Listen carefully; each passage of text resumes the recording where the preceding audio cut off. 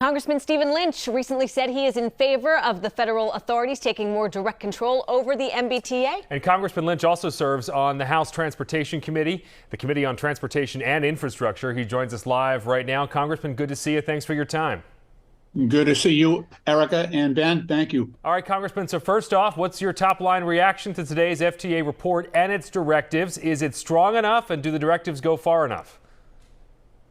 Well, I think it's a beginning. I certainly support the ongoing effort. If you read the report, the FTA will continue to be engaged, right? They're not going away.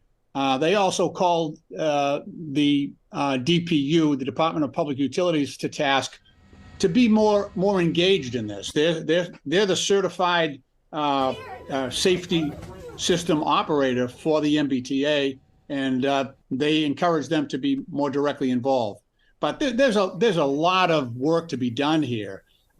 We have right now 700 vacancies today on the MBTA. With retirements next year, it looks like as much as 2,000 new employees will be required to run that system safely. And so that doesn't happen overnight, and that is inexcusable. When you see Massachusetts taxpayers jumping from flaming trains into the Charles River, you've got a major problem there, and it won't be fixed by just additional oversight. We have to really make sure those workers are safe, that they have the resources necessary to do their jobs, and that there's constant oversight to make sure that we hold the people in charge accountable. I know that we have an election coming up. We'll have a new governor coming in January, and they're going to have to make some hard decisions about the direction of the MBTA. That'll be their first order of business. Congressman, you've laid out certain steps there that you think should be taken. Anything specific that you really think needs to be done, a top priority to ensure riders are safe?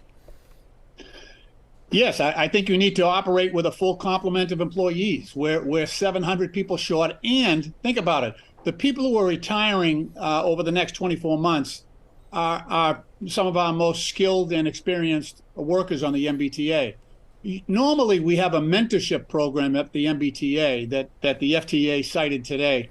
That won't be possible to bring in new employees because these experienced employees are going out the door already. So we will lose that mentorship opportunity that is so important to train new employees. So it's really about the people. It's about getting the workers in there, allowing them to work safely, not requiring them to work crazy, 20-hour shifts and things like that have in the past led to some of the incidents that we've seen on the MBTA. And Congressman, we are just about out of time, so quickly on this one, what would you tell Governor Baker? I mean, the state's awash in cash here. Should the GM, Steve Poftak, should he be let go? Well, he's in the middle of this effort right now. We've got the orange line shut down. We've got the green line as well with major construction.